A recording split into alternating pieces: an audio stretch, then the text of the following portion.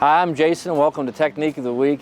We're in our staining series here. We got 3 different staining things that we're doing here. And so if you missed the first one, this is number 2. So if you missed the first one, go back and watch that. But today, now that we're got it to this point, we got all of our rocks kind of colored a different color.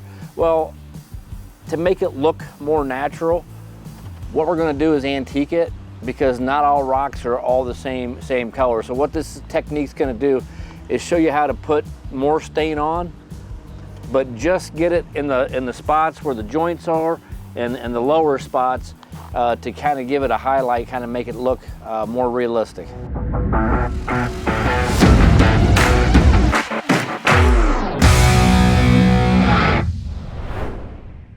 First thing we're going to do is mix up some stain, and we're not going to mix it at the normal 3-to-1. We're going to go ahead and at least start at like 8-to-1. So that's what I've done. I've already got it in the tub here because we want to swing that mix a little bit, because we don't want it to be so opaque that we lose the other color. So we want it to be lighter. Now that depends a lot, like certain porosity of your stone, what you're doing. It's really important, like do a test spot. Do a couple rocks, let it dry, see how it looks before you just go doing the whole thing and it gets too dark.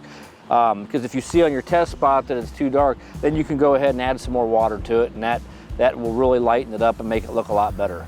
The other thing we're going to be doing on this one is, because I like to get the joints a little bit darker, so what I'm going to do is have normal dilution 3-to-1 that I'm just going to spray in the joints, and then we're going to take this more diluted one back over top of it and then wipe some of it off. So that's the next thing.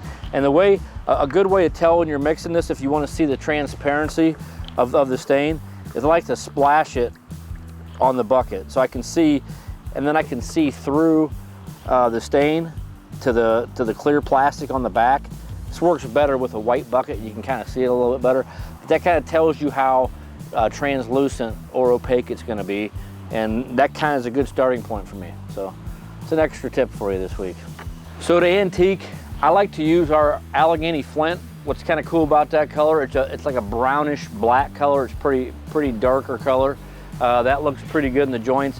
And I've also added a little black to it to make it just a little bit more grayish, blackish brown. I just like a little bit more gray in it too.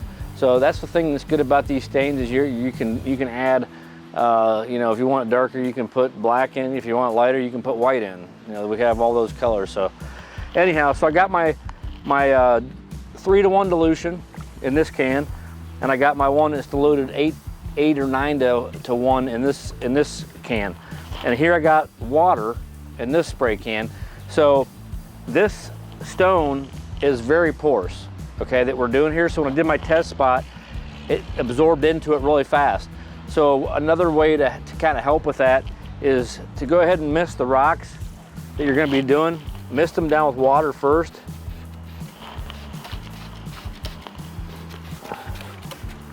Just get them a little bit wet, and that'll make it easier to wipe it off the high spots. So I like to get a bucket, probably about 3/4 of the way full, and then 2 or 3 of these sponges. It does help to have somebody, if you can have somebody with you that's kind of wringing these out once they get saturated with stain. You know, if I have this one full of stain and I go over here, it's going to keep wiping more stain on it. So what we like to do is kind of wring them out in the water. Every so often, just wring it out once your sponge gets saturated with that stain, and then that helps to just clean it off and keep wiping it off good. So the first thing I'm going to do is take my undiluted, or my 3-to-1 dilution, and I'm just gonna, I want this one to be more of a narrow stream. So I don't want it, I just want this one to go in the joints. I want to try to make these joints really dark. So I'm just going to kind of focus on the joints to start.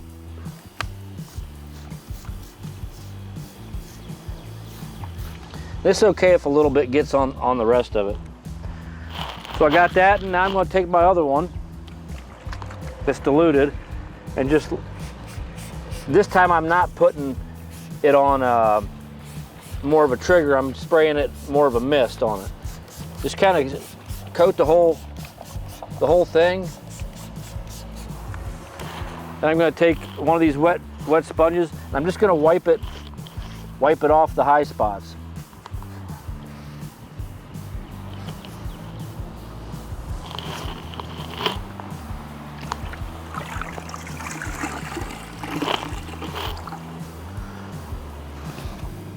Just try to get as much and leave, you know, leaving some, wiping some.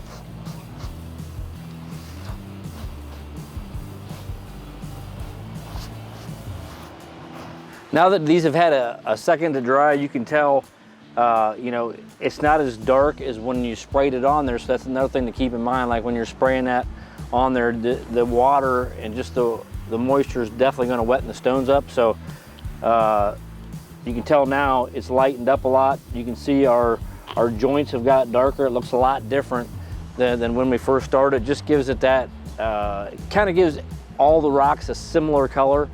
To where it kind of ties them all in and makes them look better. That's it for this week's technique of the week, man. Thank you guys so much for watching these. We really appreciate you know, all the comments and the views that we get on these. If you do have questions here, that's something that I want to take a second to talk about.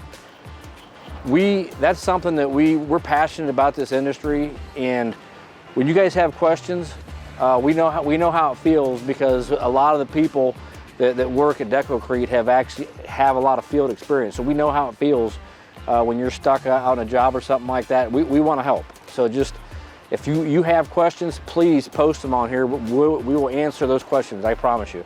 And that's just how we roll at Deco-Crete. So again, we appreciate all you guys watching. Again, you know, if you subscribe, we appreciate that, and ring the bell on these videos, and we really appreciate it. We'll see you next time.